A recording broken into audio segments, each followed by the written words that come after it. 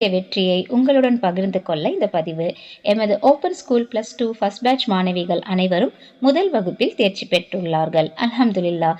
இது அவர்களின் விடாமுயற்சி மற்றும் கடின உழைப்பிற்கு கிடைத்த அல்லாஹ்வின் அருளாகும். எல்லாம் புகழும் இறைவனுக்கே.